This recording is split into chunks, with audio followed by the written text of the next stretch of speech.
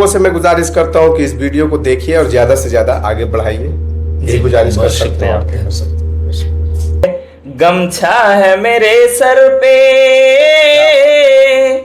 गमछा है मेरे सर पे, ये पहचान हमारी, कहते हैं बिहारी, कहते हैं बिहारी। को नवाब समझ रहे हो तुम, खुद को नवाब समझ रहे हो तुम, अरे सुनो सुनो, अरे सुनो सुनो, ये चमचा गिरी है बस और कुछ नहीं।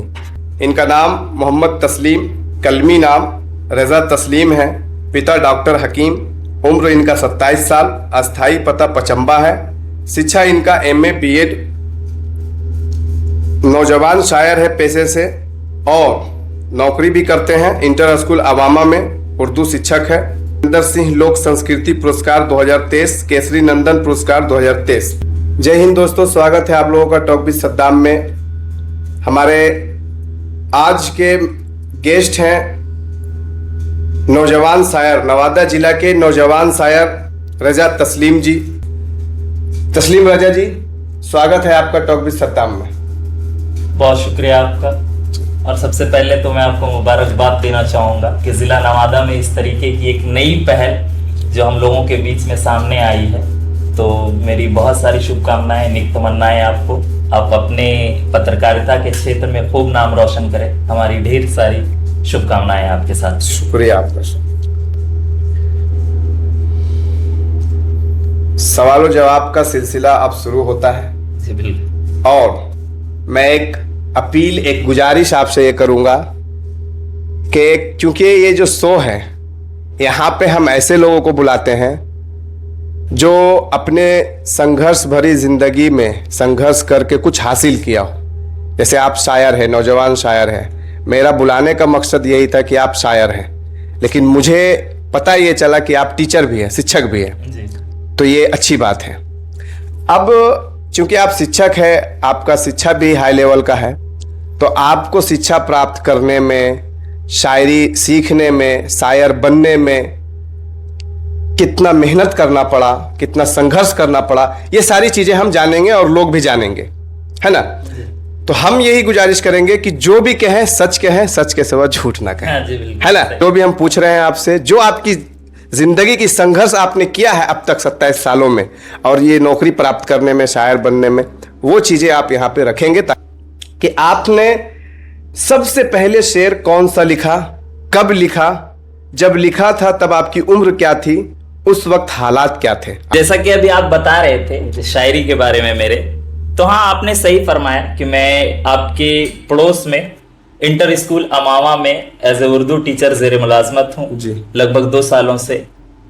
और जहाँ तक रही शायरी का ताल्लुक, तो मैं ये समझता हूँ कि ये चीज़ मुझे विरासत में मिली है, क्योंकि मेरी नानी वो उर्दू की बहुत बड़ी जानकार थी। अच्छा जी, मेरा ख्याल है कि उस वक्त मेरी उम्र लगभग 8 या 9 साल रही होगी, जिस वक्त मैं नानी के यहाँ अक्सर जाया करता था, सिर्फ इसलिए कि मैं उनके साथ सो करके, उनके साथ बैठ करके अफसाने सुन सकूं, शायरी सुन सकूं, क्योंकि उन्हें बहुत दिलचस्पी रही थी शेर व शायरी से, तो मैं अक्सर उनसे सुना करता था।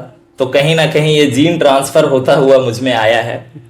मुझे जहाँ तक मेरा ख्याल है और मुझे याद है कि मैंने पहला शेर सन 2019 में दौरान तालीम पटना में, क्योंकि हम सभी मानते हैं कि इस दुनिया में अगर ईमान के बाद जो सबसे बड़ी दौलत है वो माँ होती है, तो मैंने माँ के लिए लिखा था टूटी फूटे लफ्जों में।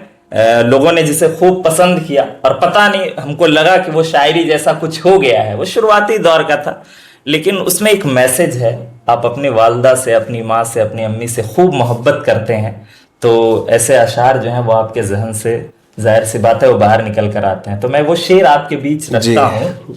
वो ये था कि ख्वाब तो बहुत है पर किधर जाऊंगा, ख्वाब तो बहुत है पर किधर जाऊंगा, जो ना हो तेरा साथ तो बिखर जाऊंगा। ख्वाब तो बहुत है पर किधर जाऊंगा, जो ना हो तेरा साथ तो बिखर जाऊंगा। और हमेशा से बताती है मेरी हिचकियां, माँ तेरी दुआ है साथ में समर जाऊंगा, माँ तेरी दुआ है साथ में समर जाऊंगा। तो गोया ये माँ से मोहब्बत की दलील है जो मैंने इस शेर के जरिए तमाम लोगों के यानी बीच में कि रखा। आपने शायरी का जिंदगी का जो आगाज किया, शुरुआत किया, वो भी माँ को सामने रख कर जी, किया, बिल्कुल। माँ की दुआओं के साथ किया, जी जी बिल्कुल। है ना? जी। तो ये कामयाबी का कहीं ना कहीं एक राज ये भी है। हाँ जी बिल्कुल। मैंने सबसे पहली मर्तबा काव्य पाठ कब किया, जैसा आप फरमा रहे हैं, तो मुझे याद है कि मैं जब पटना फुलवारी शरीफ में दौरान तालीम था और वहां से पढ़ने के बाद जब मैं नवादा तशरीफ लाया, तो यहाँ आने पर आती एक जगह है कादरिया के पास में जी, तो वहां एक बड़ा ही भव्य और दिव्य कार्यक्रम रखा गया था, मगध काव्य सम्मेलन। अच्छा।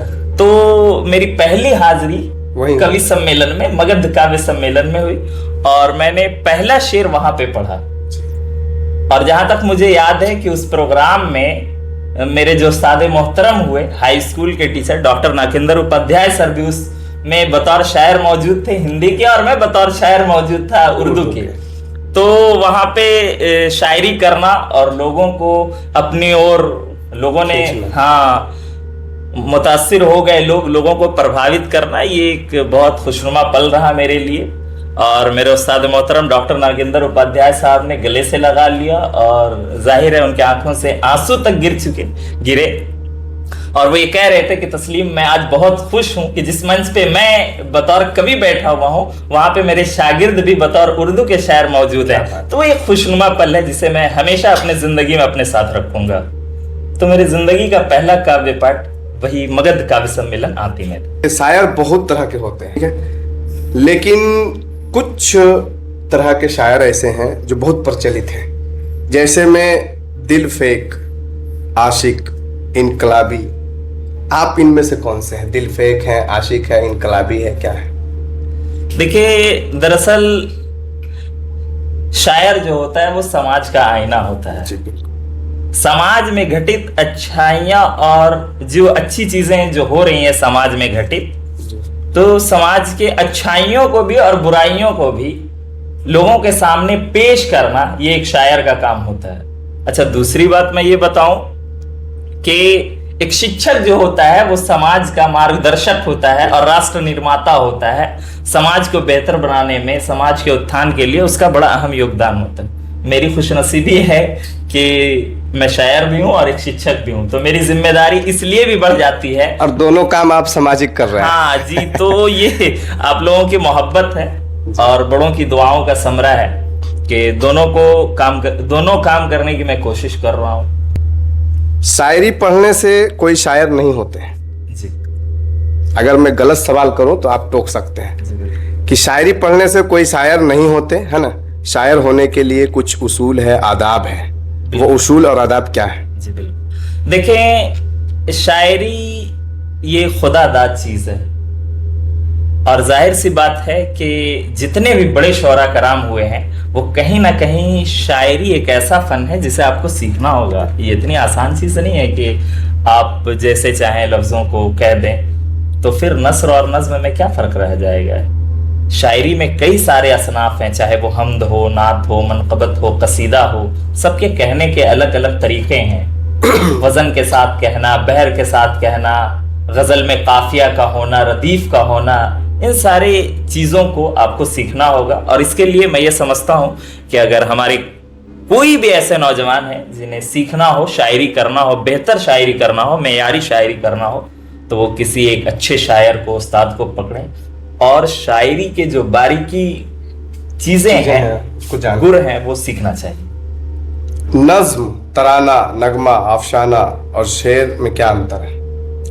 देखिए, दुनिया में जितनी भी जबानें हैं उसको लगभग दो भागों में तकसीम किया गया है, नस्र में और नज्म में। तो नस्र के कई सारे असनाफ हैं, चाहे वो अफसाना हो, नावल हो, है ना, दास्तान हो, इंशाइया हो, मजमून हो। उसी तरीके से हिस्सा शायरी यानी जिसको आप नज्म कहते हैं, उसमें भी कई सारे असनाफ हैं। उसमें आप हमद है, नात है, मनक़बत है, कसीदा है, हर एक का अलग अलग तरीका है कहने का। हमद वो नज्म जिसमें आप अल्लाह रब्बुल इज़्ज़त की तारीफ बयान करते हैं, नात वो नज्म जिसमें आप मोहम्मद सल्लल्लाहु अलैहि वसल्लम की तारीफ बयान करते हैं, मनक़बत वो नज्म जिसमें आप खुलफाए राशिदीन, बुजुर्गान दीन, औलिया इकराम की तारीफ को लिखते हैं। तो हिस्सा शायरी में कई सारे ऐसे असनाफ हैं, चाहे फिर वो मसनवी हो, मरसिया हो, या गजल सबसे मकबूल सिंफ है ना।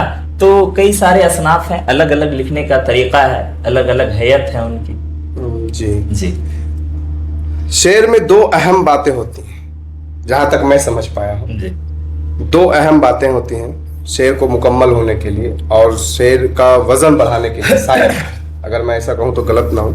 रदीफ और काफिया। जी। रदीफ क्या होते हैं और काफिया क्या होते हैं, मैं इसलिए पूछ रहा हूं ताकि लोगों को समझ में आए। आजकल इंस्टाग्राम पे लोग शायर बन रहे हैं, हाँ जी। जिनको मालूम ही नहीं कि रदीफ क्या है, काफिया क्या है, और शायरी जो शेर हम बोल रहे हैं उसका वजन क्या है। लफ्जों की अदायगी सही से नहीं हो पा रहा है, लेकिन वो शायर बने बैठे हैं।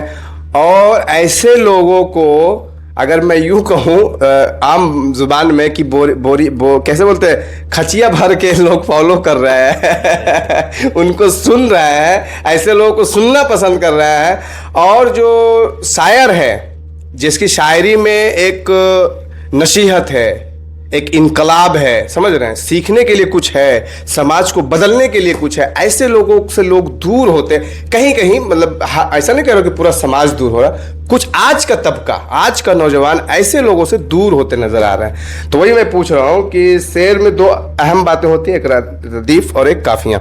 रदीफ क्या है, काफिया क्या है, थोड़ा समझा दे ताकि लोगों को समझ। देखिए, जैसा कि अभी आपने बताया कि इंस्टाग्राम पे शायरी हो रही, देखिए शायरी करना कोई बुरी बात नहीं है, लेकिन ख्याल ये रहे कि हम बेहतरीन शायरी करें। अच्छा, एक बात और है कि शायरी जब कोई भी शुरू करता है तो जाहिर सी बात है टूटे फूटे लफ्जों को ही जोड़ता है। धीरे धीरे करके जब आपके अंदर अनुभव आता है या फिर आप किसी अच्छे उस्ताद के कदमों के पास बैठते हैं तो धीरे धीरे आप बातों को सीखते हैं। जहां तक आपने काफिया और रदीफ की बात की, तो देखें किसी भी तख्लीक के, बल्कि यूं कह लें कि गजल में पहले शेर के पहले मिसरे और दूसरे मिसरे में जी। उसके बाद फिर हर एक शेर के सानी मिसरे में मुकर्रर आने वाला लफ्ज जो आखिर में आता हो वो रदीफ है, और जस्ट उसके पहले आने वाला जो लफ्ज है या शब्द है उसको आप काफिया कह सकते हैं, काफिया कहते हैं। मिसाल के तौर पे आप देख ले मेरी एक गजल कि लबों से वो मोहब्बत के हमेशा गीत गाती है, लबों से वो मोहब्बत के हमेशा गीत गाती है, उसे उर्दू भी आती है, उसे हिंदी भी आती है। तो जी, तो है का जो लफ्ज आया है ये जाहिर सी बात है कि ये रदीफ है, और उसके पहले गाती है या आती है, तो ये जो है गाती और आती ये काफिया है जी। मतलब शेर जो हम पढ़ रहे हैं उसमें जो राइमिंग हो, जी राइमिंग हाँ जी बिल्कुल, तुकांत शब्द आप जिसको कह रहे तो उसको जो है कि काफिया कहें। लास्ट में जो आने वाला हाँ, है, वो जो मुकर्रर आए, बार बार आए, जैसे पहले जैसे शेर मैंने बोला और पहला जो मतलब कि लाइन है उसमें जो लास्ट में मान था शब्द आया, तो दूसरे में भी था आना चाहिए, तीसरे चौथे ऐसे नहीं, तीसरा में नहीं, पहला शेर के दोनों मिसरे में, पहले मिसरे में और दूसरे मिसरे में, फिर तीसरे मिसरे में वो नहीं आएगा, चौथे में आएगा, पांचवें में नहीं आएगा, छठे में आएगा, सातवें में नहीं आएगा, आठवें में आएगा, ऐसा जी। लेकिन कभी कभार ऐसा होता है कि कई गजल में दो मतले होते हैं, तो उसमें आप लगातार 4 मिसरे में, जाहिर सी बात है काफिया और रदीफ दोनों की पाबंदी हो जाएगी, आ जाएगी। तो जिस गजल में एक कहते हैं मतला के अलावा दूसरा मतला हो तो उसको हुस्ने मतला कहा जाता है जी, या मतला सानी भी कहते हैं उसको। तो यही चीज लोगों को पता नहीं है ना, इस वजह से तो आपको बुलाए ताकि मालूम हो सके। कुछ शायरी आप सुनाएं, समझ रहे हैं, आपका खुद का लिखा हुआ जो इश्क पर हो, सियासत पर हो, मौजूदा हालात पर हो, इनकलाब पर हो। उसी गजल को देखें, अभी जो मैं काफिया और रदीफ के तौर पे मिसाल में जो मैं बता रहा था कि, लेकिन ये आप वादा करें कि आप पूछेंगे नहीं कि आप किस लड़की के बारे में ऐसा कह रहे हैं। नहीं पूछेंगे। सुने कि लबों से वो मोहब्बत के हमेशा गीत गाती है, लबों से वो मोहब्बत के हमेशा गीत गाती है, उसे उर्दू भी आती है, उसे हिंदी भी आती है। लबों से वो मोहब्बत के हमेशा गीत गाती है, उसे उर्दू भी आती है, उसे हिंदी भी आती है, और मैं सब कुछ भूल जाता हूँ सभी अपनी परेशानी, मैं सब कुछ भूल जाता हूँ सभी अपनी परेशानी, मुझे जब देख कर ए जाने जा तू मुस्कुराती है, मुझे जब देख कर ए जाने जा तू मुस्कुराती है। और उसमें एक शेर और है कि सलीका ही नहीं आता बड़ों से बात करने का, सलीका ही नहीं आता बड़ों से बात करने का। अजब पागल है वो लड़की अदब जो भूल जाती है। क्या? अजब पागल है वो लड़की अदब जो भूल जाती है।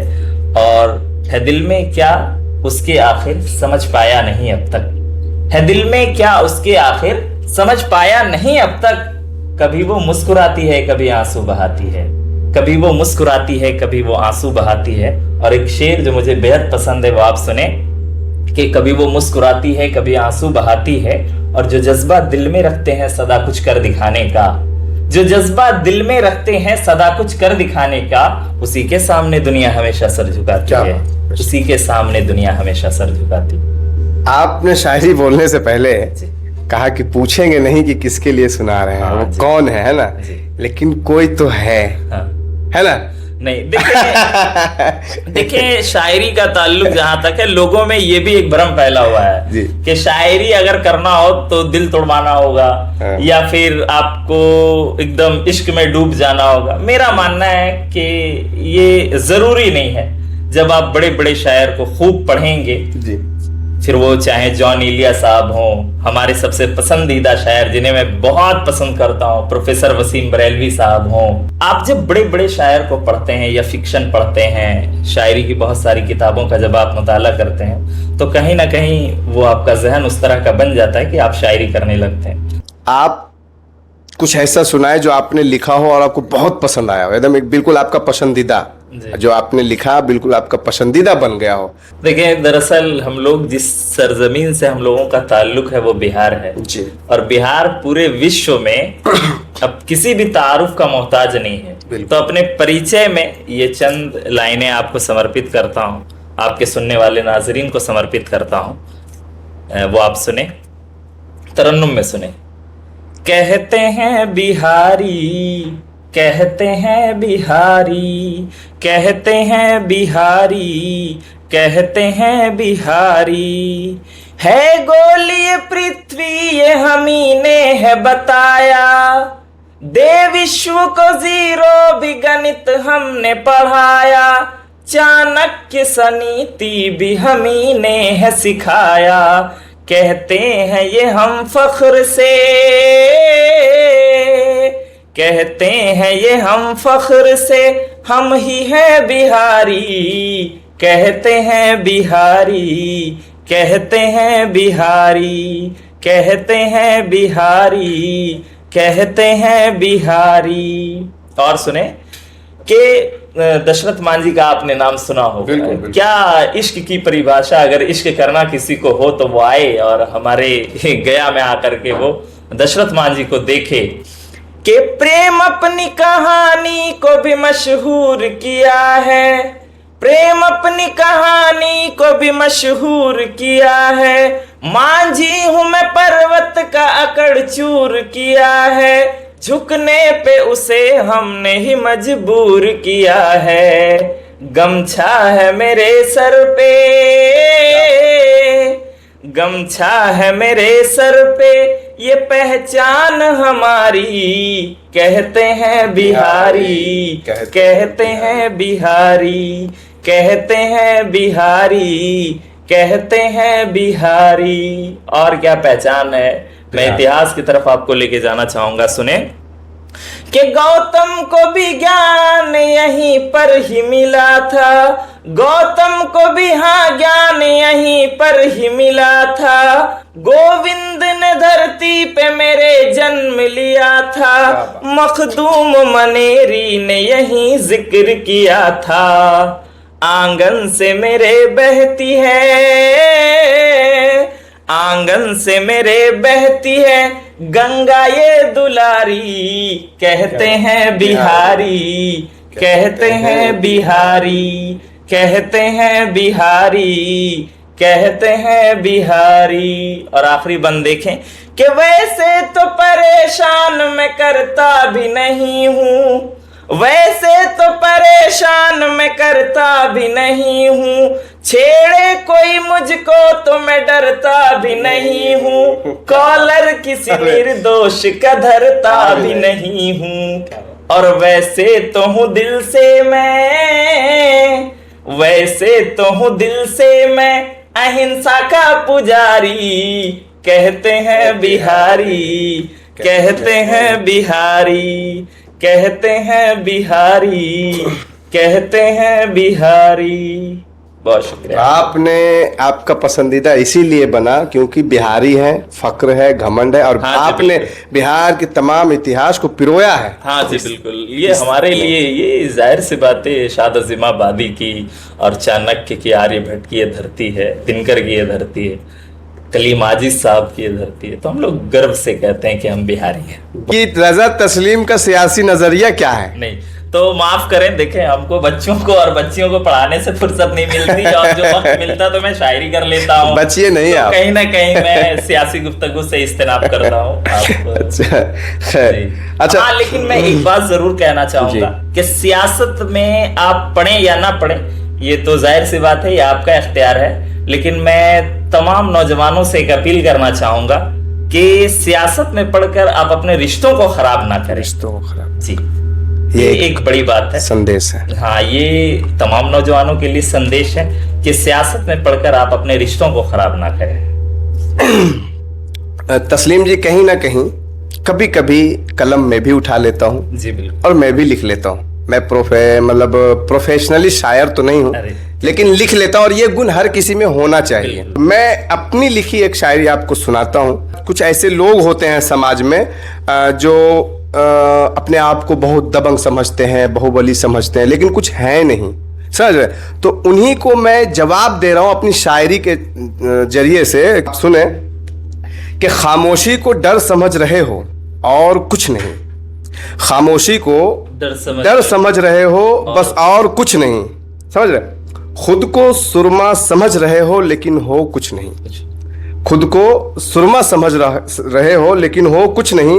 मालूम नहीं सियासत में सीन का मतलब, मालूम नहीं सियासत में सीन का मतलब।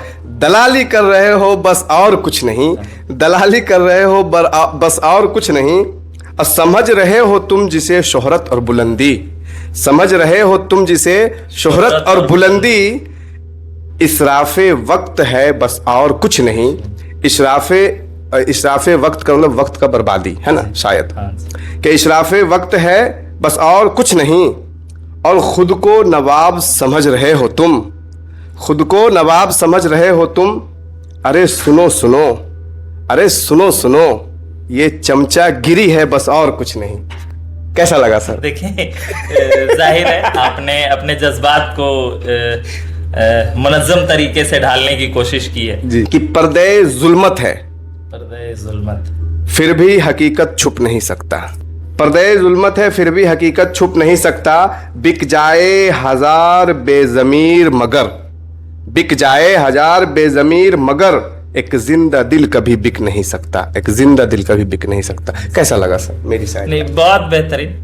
हम तो ये चाहते हैं भाई कि ये जो बंजर पड़ा हुआ जमीन है, आप आइए शायरी के फील्ड में, बड़ा इस्तेमाल है आपका। हम, मेरा जो फील्ड है उसी में मैं रहूं। नहीं, देखिए, कई ऐसे नाम मैं आपको गिनवा सकता हूँ जो सहाफत के साथ साथ शायरी के क्षेत्र में भी बहुत बड़ा नुमाया कामयाबी हासिल किया उन्होंने। पत्रकार हो और शायरी ना लिखे, कहानी ना लिखे, सियासत ना करे, हो ही नहीं सकता। लफ्जों से खेलना तो जाहिर सी बात है, ये आप लोगों का काम है।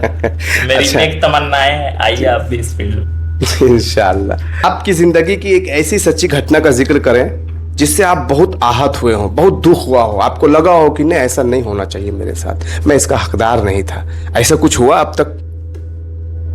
देखिए, अभी तो ये शुरुआत है, उस तरीके का कोई मौका आया नहीं, अल्लाह का बड़ा करम रहा है। ये जानकर बहुत खुशी हुई कि तस्लीम साहब की जिंदगी में अब तक कोई ऐसी हादसा जो है नहीं गुजरी जिससे इनको बहुत आहत हुआ हो, इनको बहुत चोट पहुंचा हो, दुख हुआ हो। इसके लिए बहुत बहुत शुक्रिया कि बहुत भाग्यशाली हैं आप। हाँ जी, कि अब तक ऐसा कुछ नहीं हो, और दुआ करता हूं कि आगे भी ऐसा कुछ ना हो आपके साथ, मालिक का करम जी। एक ऐसी सच्ची घटना बताएं जिससे आपको बहुत खुशी हुई हो, मतलब आपके साथ जब जिस दिन आपको ऐसा लगा कि काश ये दिन बार बार आए, या आज मैं बहुत खुश हुआ, समझे, आज मेरा जिंदगी का एक, समझिए, एक मकसद पूरा हुआ, ऐसा टाइप का कुछ। देखिए, जिंदगी के लम्हात में से 2 ऐसे पल गुजरे हैं जो जिसे मैं हमेशा याद करता हूँ और हमेशा से ये मुझे एक रूहानी खुशी देती है। पहला मौका तो वो कि जब मैं पढ़ने के लिए पटना गया, और जाहिर सी बात है जब आप एक मकसद के तहत कहीं जाते हैं और उस मकसद में कामयाब हो जाते हैं तो दिल में एक ऐसी खुशी होती है जिसका जिक्र आप क्या ही किया जाए। तो मुझे याद है कि मैं सीटेट की तैयारी कर रहा था, टीचर बनने के लिए, एलिजिबिलिटी की तैयारी। तो वहां पे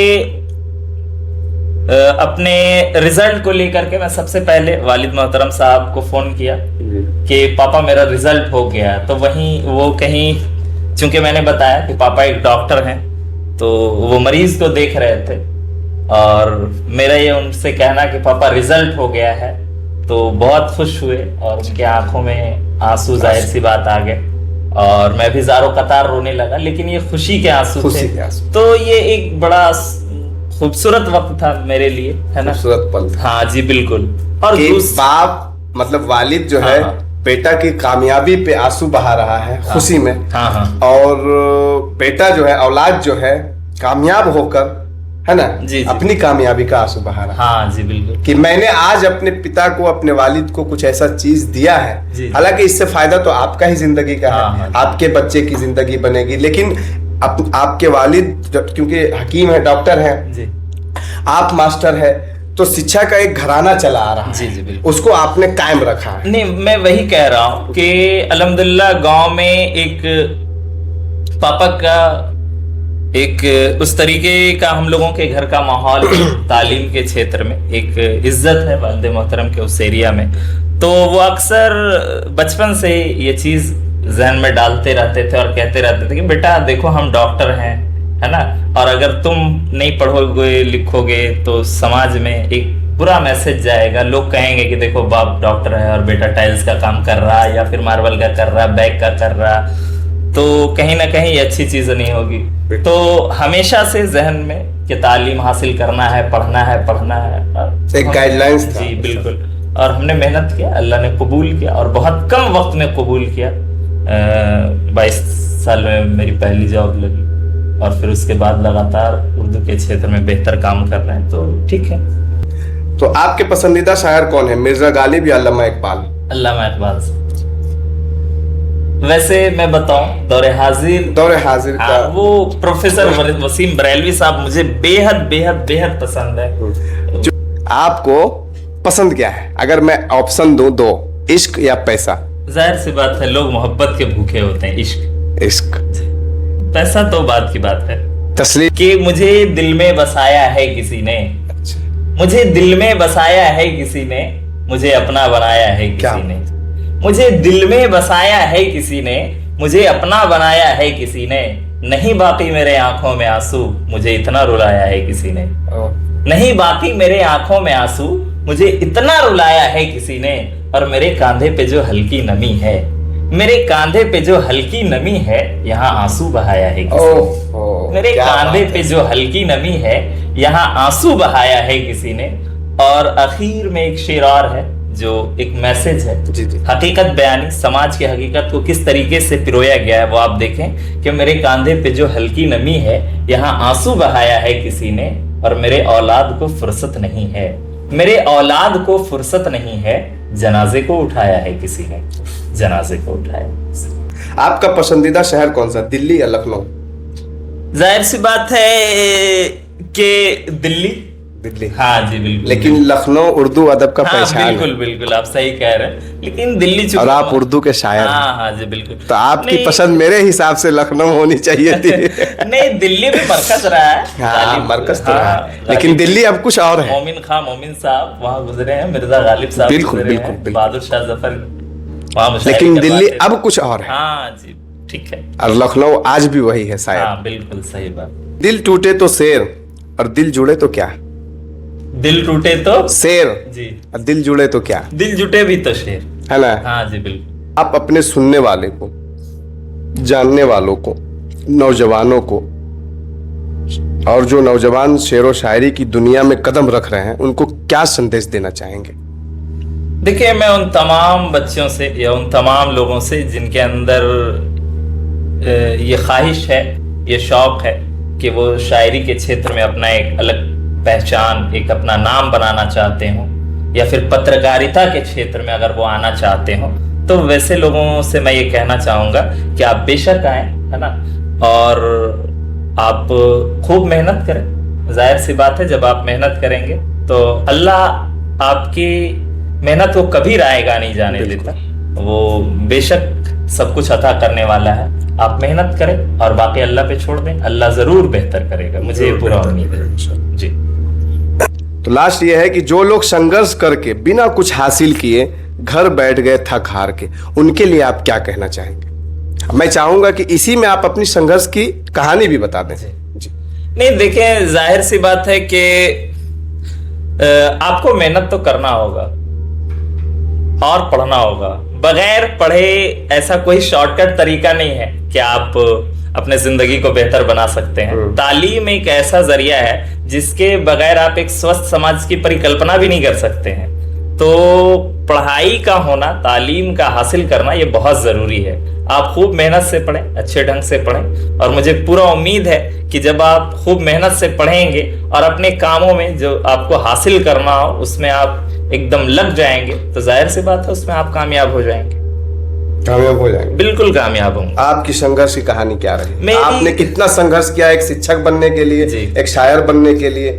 समझ रहे हैं? 2-3 चीजें मैं बताना चाहूंगा। देखिए, संघर्ष की जहां तक बात है, तो बगैर संघर्ष के आप कैसे किसी चीज को हासिल कर सकते हैं? आपको तो मेहनत करना होगा। जब पढ़ने के लिए मैं पटना जा रहा था, पहली बार किसी शहर में जा रहा था, तो वहां जाने पर एक ऐसे घर में मैंने रूम लिया जहां पर एक लड़की जल करके मर गई थी। तो उस रूम का किराया चूंकि 800 रुपए बेड था। अच्छा जी। और उसी से जस्ट सटा हुआ एक बिल्डिंग जो काफी टाइल्स मार्बल लगा हुआ था, तो वहां पे एक बेड का किराया 2200 रुपए मंथली था। तो चूंकि ये सारी चीजें थी, लेकिन बोले यार चलो रहने दो। लोगों में ये अफवाह उड़ा वगैरह, घर में लड़की जल के मर गई, उसका आत्मा रहता है, भूताहा है, अरे पैसा मत देखो नहीं तो दिक्कत हो जाएगा, है ना। लेकिन संघर्ष करना, वहां रहे। और मैं आपको यकीन दिलाना चाहता हूँ कि 2.5-3 साल का वक्त वहां गुजरा और बड़े मजे से गुजरा, है ना। और कभी ऐसा कुछ नहीं लगा, बल्कि एक मजा आया वहां रहने में जी। और शुरुआती दौर में तो वहां पे एक मेडिकल में कुछ दिन रहे, जहां सिर्फ उनसे ये कहते थे कि मैं कॉलेज के बाद आपके यहाँ आ जाया करूंगा, 2-4 घंटे काम कर लूंगा, बदले में मुझे सिर्फ आप 2 वक्त का खाना दे देना। तो संघर्ष, हाँ, ये सारी चीजें रही, मेहनत की। वहाँ प्रोफेसर, मैं नाम लेना चाहूंगा, प्रोफेसर क्यू खान साहब, कैसर खान साहब का, और प्रोफेसर नजमुल हसन आरिस साहब का, इन लोगों ने काफी मेहनत की मेरे ऊपर। और कॉलेज में अल्हम्दुलिल्लाह एक अपना अलग मकाम था। वहां से आने के बाद भी, यहाँ जब प्राइमरी स्कूल ज्वाइन किए उसके बाद भी मेहनतें जारी रही। और मैंने जैसा कि अभी आपको बताया कि आप अगर मेहनत ईमानदारी से करेंगे, पूरी ईमानदारी के साथ अगर आप मेहनत करेंगे, तो अल्लाह आपकी मेहनत को कभी रायगा नहीं जाने देगा, बल्कि आप कामयाब होंगे। ये 100% ये बात तय है। तमाम खूबियों को जानने के लिए, समझने के लिए इनको मैं अपने शो पे मदऊ किया था, बुलाया था, इनवाइट किया था, और इन्होंने लब्बैक कहा और आए, वक्त निकाले। इसके लिए मैं आपका तहे दिल से शुक्रगुजार हूँ। और आप लोगों से मैं गुजारिश करता हूँ कि इस वीडियो को देखिए और ज्यादा से ज्यादा आगे बढ़ाइए। यही गुजारिश कर सकते हैं आपके।